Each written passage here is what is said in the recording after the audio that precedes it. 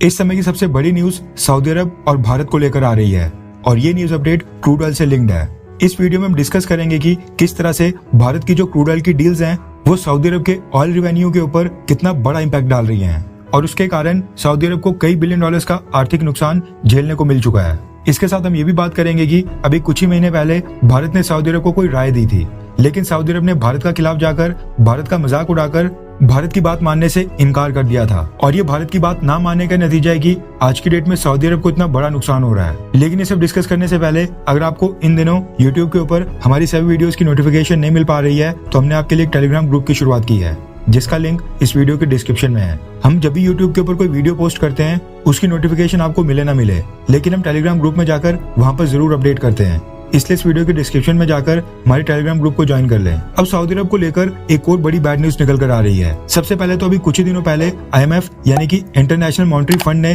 दुनिया की सभी प्रमुख इकोनॉमीज को लेकर उनकी GDP का प्रोजेक्शन किया था और सऊदी अरब को लेकर IMF ने कहा था कि इस साल सऊदी अरब की GDP ग्रोथ रेट 1.9% रहने वाली है, जबकि अगले साल 2024 में 2.8%। अभी सऊदी अरब के लिए बहुत ही बड़ा झटका है क्योंकि साल 2022 में सऊदी अरब का ग्रोथ रेट 8.7% था, यानी भारत से भी ज्यादा और दुनिया में सबसे तेजी से ग्रो करने वाली अर्थव्यवस्था बन गया था सऊदी अरब। लेकिन इस बार सऊदी अरब की GDP 2% से भी ग्रो नहीं कर पा रही है। अब इसके बाद सऊदी अरब के ऊपर एक और संकट आ खड़ा हुआ है, लेकिन इस बार सऊदी अरब को जो मुश्किलें सहन करनी पड़ रही हैं वो उसने खुद ही अपने पैर के ऊपर कुल्हाड़ी मारी है। अब इस चीज में कोई शक नहीं है कि जो क्रूड ऑयल होता है ये ऑयल एक्सपोर्टिंग कंट्रीज का एक बहुत ही बड़ा इनकम सोर्स होता है, स्पेशली सऊदी अरब और ये जितने भी मिडिल ईस्ट के देश हैं इनकी कमाई का एक बहुत ही बड़ा हिस्सा क्रूड ऑयल और नेचुरल गैस को बेचने के कारण ही आता है और ये कई दशकों से अपने क्रूड ऑयल के एक्सपोर्ट के ऊपर ही डिपेंडेंट है। अब अभी तक क्या होता था कि सऊदी अरब और ओपेक देश और जितने भी मिडिल ईस्ट के क्रूड ऑयल को बेचने वाले देश हैं ये सारे ज्यादा से ज्यादा क्रूड ऑयल बेचा करते थे और ज्यादा से ज्यादा रिवेन्यू कमाने की कोशिश किया करते थे,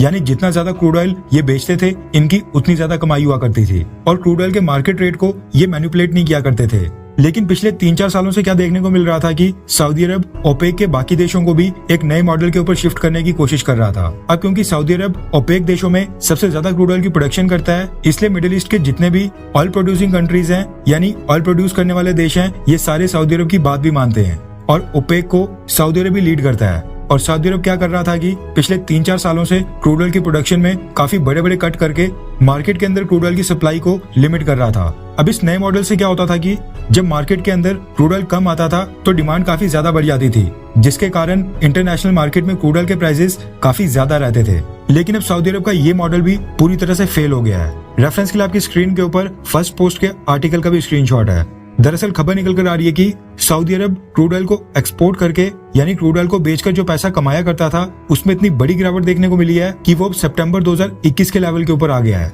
यानी कोविड-19 की सेकंड वेव के समय सितंबर 2021 में सऊदी अरब की क्रूड ऑयल बेचकर जितनी सेल्स हो रही थी सऊदी अरब आज की डेट में उस लेवल तक आ गया है और इससे सऊदी अरब को कई बिलियन डॉलर्स का नुकसान हो रहा है। इसके साथ खबर ये भी निकल कर आ रही है कि सऊदी अरब के जो टोटल एक्सपोर्ट्स होते थे उसमें जो क्रूड ऑयल के एक्सपोर्ट का हिस्सा होता था वो भी कम हो रहा है। पहले क्या होता था कि सऊदी अरब जितना भी एक्सपोर्ट करता था उसमें 80 से 85% क्रूड ऑयल हुआ करता था, लेकिन इस साल ये 85% से घटकर 74% तक रह गया है। यानी इस बार सऊदी अरब जितने भी एक्सपोर्ट कर रहा है उसका 74% क्रूड ऑयल को एक्सपोर्ट करके आ रहा है। यानी सऊदी अरब की जो क्रूड ऑयल को सेल करने से कमाई होती थी उसमें बहुत ही बड़ी गिरावट देखने को मिल रही है। अब सऊदी अरब ने क्या किया कि अपनी प्रोडक्शन को बहुत ही ज्यादा कट कर दिया ताकि जो क्रूड ऑयल के प्राइसेस इंटरनेशनल मार्केट में हैं वो $100 पर बैरल के ऊपर ही रहे। अब जब रशिया और यूक्रेन के बीच वॉर स्टार्ट हुआ था उस समय सऊदी अरब ने अपनी क्रूड ऑयल प्रोडक्शन को कम कर दिया था, लेकिन उस समय मसला क्या था कि रशिया और यूक्रेन वॉर की वजह से मार्केट में काफी ज्यादा अनसर्टेनिटी थी। यूरोप के देशों ने अचानक से रशिया से क्रूड ऑयल और नेचुरल गैस परचेज करना बंद कर दिया था।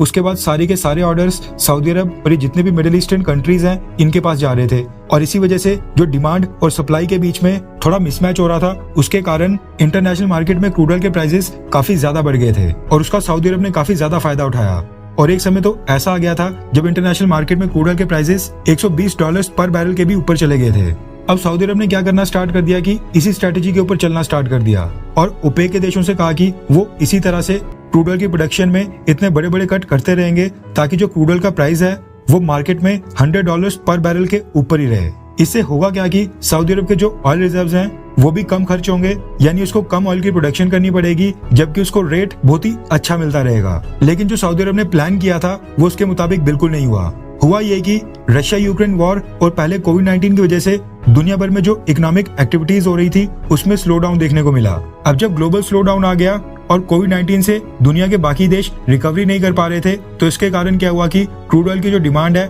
वो थोड़ी कम हो गई, जिसकी वजह से क्रूड ऑयल के जो प्राइसेस हैं इंटरनेशनल मार्केट में वो बढ़ ही नहीं पा रहे हैं। काफी समय से इंटरनेशनल मार्केट में क्रूड ऑयल के प्राइसेस $75 पर बैरल के आसपास ही हैं और इसी के आसपास ट्रेड कर रहे हैं। परिणाम स्वरूप सऊदी अरब को भी इसी प्राइस के ऊपर अपना क्रूड ऑयल बेचना पड़ रहा है। अब ऑब्वियस ही बात है कि एक तो क्रूड ऑयल का प्राइस भी कम है और दूसरा तो सऊदी अरब आज की डेट में क्रूड ऑयल की प्रोडक्शन को भी कम कर रहा है। इसके कारण क्या हुआ कि सऊदी अरब कम प्राइस के ऊपर कम तेल बेच पाया, जिसके कारण सऊदी अरब जो क्रूड ऑयल बेचकर जितना भी रेवेन्यू कमाया करता था उसमें बहुत ही बड़ी गिरावट देखने को मिली है। अब इसमें एक एंगल भारत का भी है। खबर निकल कर आ रही है कि भारत जो पहले सऊदी अरब को क्रूड ऑयल के ऑर्डर्स दिया करता था, वो ऑर्डर्स भारत ने शिफ्ट करके सबसे पहले रशिया को दे दिए और अब जब रशिया से डिस्काउंट मिलना काफी कम हो गया है, तो अब जो रशिया को ऑर्डर्स दिए थे वो सारे इराक को शिफ्ट होने वाले हैं और इराक भारत को काफी डिस्काउंट भी दे रहा है। और आपको पता है कि भारत क्रूड ऑयल का एक बहुत ही बड़ा बायर है। जिस समय भारत अपना सबसे ज्यादा क्रूड ऑयल सऊदी अरब से परचेज किया करता था, उस समय सऊदी अरब की काफी कमाई हुआ करती थी। लेकिन अब क्योंकि भारत सऊदी अरब से क्रूड ऑयल परचेज नहीं कर रहा है, इससे भी सऊदी अरब को काफी घाटा हो रहा है, क्योंकि भारत क्रूड ऑयल का बहुत ही बड़ा इंपोर्टर है। अब सऊदी अरब के लिए एक टेंशन नहीं है, ये तो बात थी क्रूड ऑयल के सेक्टर की, और जो सऊदी अरब का नॉन ऑयल सेक्टर है उसमें भी सऊदी अरब के लिए बहुत ही बड़ी मुश्किलें खड़ी हो रही हैं। दरअसल खबर निकल कर आ रही है कि सऊदी अरब के जो नॉन ऑयल सेक्टर के एक्सपोर्ट्स हैं उनमें पिछले साल के मुकाबले काफी गिरावट देखने को मिल रही है। और अगर अकेले मई महीने की बात करें तो पिछले साल के मुकाबले इस साल सऊदी अरब के एक्सपोर्ट्स में 9% की गिरावट आई है और इस साल मई महीने में सऊदी अरब ने मात्र $6 बिलियन का सामान एक्सपोर्ट किया था। ये हम नॉन ऑयल सेक्टर की बात कर रहे हैं, यानी ऑयल सेक्टर और नॉन ऑयल सेक्टर दोनों में सऊदी अरब के लिए काफी मुश्किलें खड़ी हो रही हैं और इसी कारण से IMF ने भी इस साल के लिए सऊदी अरब की GDP की जो प्रोजेक्शन की थी उसको 1.9% रखा था। वैसे अगर सऊदी अरब ने भारत की बात मानी होती और क्रूड ऑयल की जो प्रोडक्शन को वो लिमिट कर रहा है वो नहीं किया होता, प्रोडक्शन कट नहीं किए होते, तो सऊदी अरब का जो रेवेन्यू है वो इतना घटता नहीं। लेकिन लालच में आकर सऊदी अरब ने क्रूड ऑयल की प्रोडक्शन में कट किया और इतना बड़ा लॉस झेलने को मिल रहा है।